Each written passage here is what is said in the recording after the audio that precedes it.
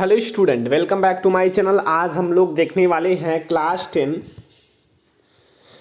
10 सामाजिक विज्ञान। ठीक है,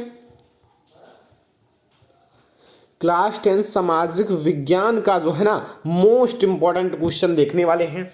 मैं आप लोगों को कुछ ऐसे क्वेश्चन बताने वाला हूं जो आप लोगों के लिए मोस्ट इंपॉर्टेंट है। ठीक है, इसे मैंने 1 घंटे एडिट किया है ताकि आप लोगों को और अच्छी क्वालिटी दी जा सके। ठीक है, इसको मैंने अच्छे से लिखा है, काफ़ी अपना टाइम वेस्ट किया है 1 घंटे से ऊपर। ठीक है, और इसे मैं बना रहा हूँ। इसको हमें कम से कम 1K लाइक चाहिए, 1000 लाइक। ठीक है, और वीडियो को लाइक करना, शेयर करना अपने फ्रेंड्स के साथ। चैनल पर नया हो तो सब्सक्राइब कर लो। देखो यहाँ प्रश्न नंबर फर्स्ट है। प्रश्न नंबर फर्स्ट से हम लोग शुरुआत करते हैं। देखो यहाँ आंसर भी है, लेकिन आप लोग खुद आंसर देने का प्रैक्टिस करो। ठीक है, पहला क्वेश्चन है, किस प्रसिद्ध फ्रांसीसी चित्रकार ने 4 चित्रों की श्रृंखला बनाई? देखो, किस प्रसिद्ध फ्रांसीसी चित्रकार ने 4 चित्रों की श्रृंखला बनाई? अब यहाँ आंसर तो आपके सामने है, लेकिन अगर आपसे कोई पूछ ले किस प्रसिद्ध फ्रांसीसी चित्रकार ने 4 चित्रों की श्रृंखला बनाई, सोशल साइंस का है, इंपॉर्टेंट क्वेश्चन है। ठीक है, तो अगर आप लोग जानते हो तो अच्छा है, अगर नहीं जानते हो तो आज याद कर लो। ठीक है, अगर नहीं जानते हो तो इसका उत्तर आप लोग आज याद कर लो। फ्रेडरिक सारियू ने 1848 ईस्वी में, ठीक है, जो फ्रेडरिक सारियू थे ना, उन्होंने 1848 ईस्वी में 4 चित्रों की श्रृंखला बनाई थी। ठीक है, 4 चित्रों की श्रृंखला बनाई थी। अब यहाँ एक क्वेश्चन और बनता है कि जो फ्रेडरिक सारियू थे वो कहाँ के थे? अब किस देश के थे? तो यहां से क्वेश्चन और बन जाता है, तो वो किस देश के थे? यहां आप लोग देख लो, फ्रांसीसी चित्रकार थे। अगर आपसे फ्रेडरिक सारियू पूछा जाए किस देश से बिलोंग करते थे, किस देश के थे, तो आप लोगों को बताना है फ्रांस के थे। ठीक है, और अगर आप लोगों को सन पूछ लिया जाए, इन्होंने 4 चित्रों की श्रृंखला कब बनाई, और आपको 4 ऑप्शन सन में दे दिया जाए, तो आप याद रखना 1848 ईस्वी में। ठीक है, तो यहां आपको क्वेश्चन नंबर फर्स्ट में सब कुछ कंप्लीट हो गया होगा। अगर कंप्लीट हो गया हो तो बहुत ही अच्छा है। हम लोग क्वेश्चन नंबर 2 की ओर बढ़े, इसे नोट कर लो। ठीक है, इससे मैंने बहुत समय लगाया है। ठीक है, तो अगर आप लोग नोट करोगे तो आप लोगों को बहुत ही ज्यादा बेनिफिट होगा। देखो, अब हम लोग क्वेश्चन नंबर 2 की ओर बढ़ते हैं। 19वीं शताब्दी में, बात ये कहां की है? 19वीं शताब्दी की। ठीक है, 19वीं शताब्दी में, सॉरी, हाँ, 19वीं शताब्दी में यूरोप में राजनीतिक एवं मानसिक जगत में भारी परिवर्तन आने के क्या कारण थे? देखो, ये बात है 19वीं सदी की। ठीक है, कब की बात है? 19वीं सदी की। तो 19वीं शताब्दी में ये प्रश्न है। ठीक है, यूरोप में राजनीतिक एवं मानसिक जगत में भारी परिवर्तन आने के क्या कारण थे? तो अब आप लोगों को उत्तर बताना है। यहां आपके सामने लिखा हुआ है राष्ट्र राज्य का उदय। देखो, यहां जो था ना, क्योंकि इसमें भारी परिवर्तन क्यों हुआ? क्योंकि यहां जो राष्ट्र राज्य है ना, उसका उदय हुआ था। अब इसका जब उदय हुआ ना स्टूडेंट, तो यहां बहुत भारी परिवर्तन हो गया। बहुत सारे लोग कहते नहीं कि मतलब अगर इस चीज को आप आरंभ करोगे तो ये नुकसान हो सकता है, अगर आप इस चीज को आरंभ करोगे तो ये फायदा हो सकता है। तो नुकसान और फायदा हुआ तो उसी को तो परिवर्तन कहते हैं। ठीक है, भारी परिवर्तन हुआ। चलो ठीक है, यहां क्वेश्चन नंबर 2 समझ में आ गया होगा, आई होप। 19वीं सदी में यूरोप में राजनीतिक एवं मानसिक जगत में भारी परिवर्तन आने के क्या कारण थे? उत्तर है राष्ट्र राज्य का उदय। अगला क्वेश्चन देख लेते हैं स्टूडेंट, क्वेश्चन नंबर 3 की ओर। थोड़ा लॉन्ग क्वेश्चन है, लेकिन ध्यान से समझिएगा। चलो हम आप लोगों को अच्छे से समझाते हैं। देखो, यहां जो है ना, क्वेश्चन को समझो पहले। क्वेश्चन आपसे कहता क्या है? प्रश्न नंबर 3, देखो, नई अंतरराष्ट्रीय आर्थिक प्रणाली से आप क्या समझते हो? यहां क्वेश्चन क्या कह रहा है कि नई अंतरराष्ट्रीय आर्थिक प्रणाली से आप क्या समझते हैं या क्या तात्पर्य है? अब यहां पूछा क्या है कि नई अंतरराष्ट्रीय आर्थिक प्रणाली से आप क्या समझते हो या आप इससे क्या तात्पर्य है? तो देखो स्टूडेंट, मैं आप लोगों को अच्छे से समझाऊंगा, कोई दिक्कत नहीं लेने को। ठीक है, मैं आप लोगों को अच्छे से समझाता हूं, लेकिन आप लोग क्वेश्चन को नोट करते रहिए। ठीक है, और मन में एकदम रट लो। ठीक है, ये सब क्वेश्चन आ सकते हैं। यहां उत्तर देख लो। उत्तर क्या है कि देखो स्टूडेंट, इसका तात्पर्य एक ऐसी व्यवस्था से है, मतलब ये एक प्रकार की व्यवस्था से है। ठीक है, कि जैसे व्यवस्था किया गया इस चीज का। ठीक है, यहां ये कमी है, इस चीज की व्यवस्था की जाए, तो इसका तात्पर्य एक ऐसी व्यवस्था से है जिसमें विकासशील देश अपने संसाधनों पर सही, ठीक है, मायनों में नियंत्रण कर सके। इसका मतलब ऐसी व्यवस्था से मतलब तात्पर्य है जिसमें जो विकासशील देश है ना अपने संसाधनों पर सही मायने में नियंत्रित कर सके। मतलब जो विकासशील देश है वो अपने साधन पर नियंत्रण करें, ठीक है, जिसमें उन्हें विकास के लिए अधिक सहायता मिले। मतलब वो अपने साधनों पर नियंत्रण करे ताकि उनके देश का विकास ज्यादा हो, उनके विकास का ना कि अधिक सहायता मिले। अगर वो नियंत्रण करेंगे, बहुत सारे लोग कहते हैं कि कम खर्च करो, पैसा कम खर्च करो तभी तो विकास होगा। तो वही यहां कहा जा रहा है कि साधनों पर नियंत्रण करो तभी तो विकास संभव है, तो जिसमें उन्हें विकास के लिए अधिक सहायता मिले। ठीक है, आगे देखो समझ जाओगे। कच्चे माल के सही दाम मिले और अपने तैयार मालों को विकसित देशों, यहां ऊपर चलते हैं, विकसित देशों के लिए बाजारों में बेचने के लिए बेहतर पहुंच मिल सके। ठीक है, यहां सब कुछ समझ में आ गया होगा। इसका तात्पर्य एक ऐसी व्यवस्था से है जिसमें विकासशील देश अपने संसाधनों पर सही मायने में नियंत्रण कर सके, जिसमें उन्हें विकास के लिए एक अधिक सहायता मिले, कच्चे माल के लिए सही दाम मिले और अपने तैयार मालों को विकसित देश के बाजारों में बेचने के लिए बेहतर पहुंच मिल सके। कुछ नहीं है, जो अपने कच्चे माल है ना उसके बेहतर दाम मिले। और यहां एक चीज और कहा गया है कि यहां आप लोग समझो कि कच्चे मालों का, ठीक है, कच्चे मालों का सही दाम मिले और अपने तैयार वस्तु है, माल है ना, उनको विकसित देशों के बाजारों में बेचने के लिए बेहतर पहुंच मिल सके। तो यहां आपको समझ में आ गया कि नई अंतरराष्ट्रीय आर्थिक प्रणाली से क्या तात्पर्य है। चलो क्वेश्चन नंबर 3 समझ में आ गया हो तो बहुत ही अच्छा। चलो क्वेश्चन नंबर 4 देखते हैं। देखो आप लोगों के लिए मैं इतना मेहनत कर रहा हूं तो आप लोग एक लाइक तो कर ही सकते हो, और एक लाइक अगर आप लोग कर देते हो, एक शेयर कर देते हो, चैनल को सब्सक्राइब कर लेते हो, तो मैं आप लोगों के लिए ऐसा वीडियो लाऊंगा कि आपको कहीं नहीं मिलने वाला है। तो यहां आपको क्वेश्चन नंबर 4 देख सकते हो। जर्मनी के एकीकरण में सबसे महत्वपूर्ण योगदान किसका था? जर्मन राष्ट्र का प्रथम सम्राट कौन घोषित किया गया? देखो ये जो जर्मनी का एकीकरण मैंने ऑलरेडी पढ़ा दिया, नहीं जानते हो तो आप लोग सर्च कर लो जर्मनी का एकीकरण बाय सर्वन लेक्चरर, आपको हमारा वो वीडियो मिल जाएगा। अब यहाँ कह क्या रहा है कि जर्मनी के एकीकरण में सबसे महत्वपूर्ण योगदान किसका था और जर्मन राष्ट्र का प्रथम सम्राट कौन घोषित किया गया?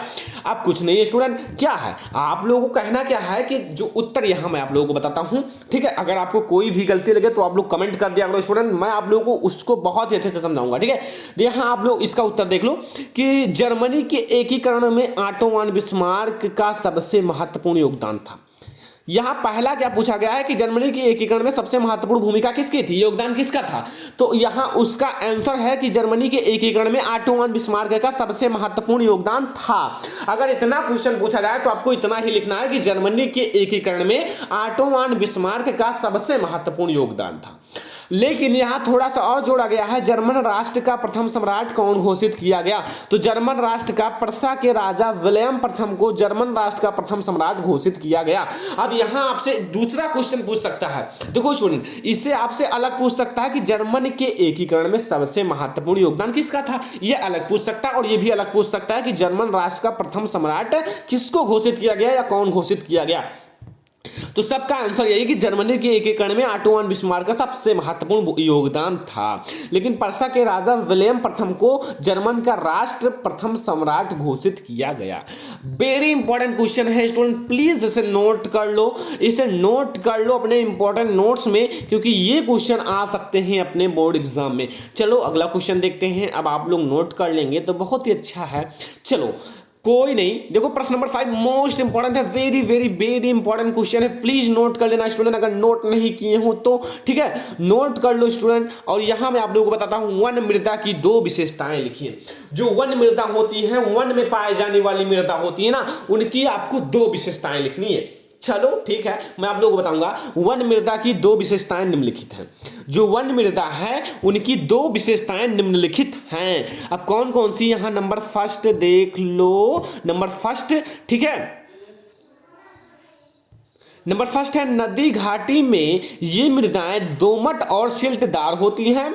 देखो अगर बात की जाए नदी घाटी की, ये वन मृदा की बात कर रहा हूं, वन मृदा अगर बात की जाए नदी घाटी में तो ये दोमट ठीक है, दोमट और सिल्टदार होती हैं, ठीक है, परंतु अगर ऊपरी ढालों पर इनका गठन मोटे कणों का होता है। लेकिन अगर हम लोग इनकी ऊपरी ढालों पर देखा जाए तो इनका गठन जो होता है ना मोटे कणों में होता है। कहने का क्या तात्पर्य है, कुछ समझ में आया? नहीं आया? मैं आप लोगों को बताता हूं। देखो, अगर इसे नदी घाटियों में देखा जाए तो ये मृदा जो है ना दोमट तथा सिल्टदार होती है। लेकिन अगर ऊपरी ढालों में देखा जाए, जहाँ चट्टानें होती हैं, ऊपर ढाल होते हैं, वहां ये मोटे कणों में मिलते हैं। कहीं आप गए होंगे ना, कहीं मतलब ऊपर ढाल रहा होगा तो आप जाते होंगे तो थोड़ा थोड़ा जो मिट्टी है ना, अगर नंगे पाँव जाओ तो मतलब चुभता है। क्यों चुभता है? क्योंकि वहां जो मिट्टियां होती है ना मोटे कणों में पाई जाती हैं, इसलिए। ठीक है, तो कुछ नहीं है। नंबर 1 विशेषता है नदी घाटियों में ये मृदा दोमट और सिल्टदार होती हैं, परंतु ऊपरी ढालों पर इनका गठन मोटे कणों में होता है। ठीक है, समझ में आया? समझ में आया तो वीडियो को प्लीज लाइक कर देना। ठीक है, और यहाँ फिर दूसरा देखो, हिमालय के हिम क्षेत्रों में ये अधिशीलिक तथा हमें उस रहित होती हैं। ठीक है, इससे आप लोग पढ़ लेना। ठीक है, हाँ यहाँ है, इससे आप लोग पढ़ लेना। ठीक है, इससे, ठीक है, दोनों को। ठीक है, अधिशीलिक तथा ह्यूमस होती हैं। ठीक है, तो यहां आपको ये प्रश्न समझ में आ गया होगा, वन मृदा की विशेषताएं। तो अब आप लोग करो क्या, यहां लिखा हुआ है, देखो स्टूडेंट, हाँ यहां लिखा हुआ है श्रवण लेक्चरर चैनल, तो इसको कर दो सब्सक्राइब। ठीक है, प्लीज यहां देख लो, यहां अगर आप लोग चैनल पर नए आए हो तो प्लीज सब्सक्राइब करने के बाद बेल आइकन को प्रेस कर लो। ठीक है, आप लोगों को ऐसे वीडियो प्रोवाइड किया जाएगा। यहां प्रश्न नंबर 6 पे हम लोग आते हैं। प्रश्न नंबर 6 है कि मरुस्थलीय मृदा की विशेषता। देखो स्टूडेंट, मैं अभी आप लोगों को वन मृदा की विशेषता बताया, अब यहां पूछ रहा है जो मरुस्थलीय मिट्टी होती हैं उनकी विशेषता को बताओ। तो क्या है? कुछ नहीं है, आप लोग समझो। उत्तर है मरुस्थलीय मृदा की विशेषताएं निम्नलिखित हैं। जो मरुस्थलीय मृदा है उनकी विशेषताएं निम्नलिखित हैं। नंबर 1, पहले हम लोग बात करेंगे नंबर 1 पर। नंबर 1 है स्टूडेंट कि मरुस्थलीय मृदा की निम्नलिखित विशेषताएं हैं। अब कौन कौन सी हैं वो मैं आप लोगों को बताता हूं। नंबर 1, मरुस्थलीय मृदाओं का रंग लाल और भूरा होता है। जो मरुस्थलीय मृदाएं होती हैं ना, इनका रंग लाल और भूरा होता है। दूसरा, ये मृदाएं आमतौर पर रेतीली और लवणीय होती हैं। ये मृदाएं स्टूडेंट आमतौर पर रेतीली तथा लवणीय होती हैं। ठीक है, तो यहाँ आपकी दूसरी विशेषता हो चुकी है। अब यहाँ हम लोग तीसरी विशेषता को देखेंगे। ठीक है, यहाँ हम लोग तीसरी विशेषता को देखेंगे, और यहाँ अगर हम लोग तीसरी की बात करें, यहाँ तीसरा है कि जो मृदाओं में है ना ह्यूमस और नमी की मात्रा कम होती है। मरुस्थलीय मृदा, देखो स्टूडेंट ध्यान से समझो, मरुस्थलीय मृदाएं मरुस्थलीय क्षेत्र में पाई जाती हैं। अब वहां पानी की मात्रा अगर कम होगी तो नमी की मात्रा भी तो कम होगी। तो नमी की मात्रा इसलिए कम होती है क्योंकि वो मरुस्थलीय क्षेत्र में पाई जाती हैं, तो इसलिए इस मृदा की नमी की मात्रा कम होती है। ठीक है, चलो लास्ट नंबर क्वेश्चन स्टूडेंट। ठीक है, अभी तक वीडियो देख रहे हो तो वीडियो को लाइक कर देना। यहाँ बहुत ही इंपॉर्टेंट क्वेश्चन है। यहाँ है, क्या क्वेश्चन है देखो, केसरी समाचार पत्र का प्रकाशन किसने किया था? एक प्रश्न है, केसरी समाचार पत्र का प्रकाशन किसने किया था? स्टूडेंट बताओ जल्दी से, आप लोगों के सामने आंसर भी है लेकिन आंसर को ना देखो, लेकिन आप लोग बताओ। चलो ठीक है, नहीं जानते हो मैं आप लोगों को बताता हूं, बाल गंगाधर तिलक। जो केसरी समाचार पत्र है ना, इनका संपादन बाल गंगाधर तिलक ने किया था। कौन किया था? बाल गंगाधर तिलक। तो यहाँ आमतौर पर आप लोगों को मैंने 7 बहुत ही इंपॉर्टेंट क्वेश्चन बता दिए हैं। प्रश्न आप लोग फर्स्ट नोट कर लो, प्रश्न नंबर 2 यहाँ नोट कर लो। ठीक है, प्रश्न नंबर 3 आपके सामने है, नोट कर लो। अगर नहीं देखे हो वीडियो को थोड़ा पीछे करके दोबारा देख लो। प्रश्न नंबर 4 बहुत ही इंपॉर्टेंट है, मोस्ट इंपॉर्टेंट क्वेश्चन, नोट कर लो स्टूडेंट। ठीक है, मोस्ट इंपॉर्टेंट ये भी है, मृदा की 2 विशेषताएं मोस्ट इंपॉर्टेंट है ये। एंड आगे चलो यहां। ठीक है, अगर सब्सक्राइब ना किया हो तो चैनल को सब्सक्राइब जरूर कर लेना, इसलिए मैंने छोटा सा इंट्रो लगा दिया है। और यहाँ देखो मरुस्थलीय मृदा मोस्ट इंपॉर्टेंट है, तो इसे भी नोट कर लो। और यहाँ आप लोगों का है केसरी समाचार पत्र का प्रकाशन किसने किया था, ये भी मोस्ट इंपॉर्टेंट है। तो प्लीज स्टूडेंट वीडियो पसंद आए तो वीडियो को एक लाइक दिल से कर देना। चैनल पर नए आए हो तो सब्सक्राइब कर लो और वीडियो को अपने फ्रेंड के साथ शेयर कर दो। तो वीडियो पसंद आया please like, subscribe my channel and share this video. Thank you student.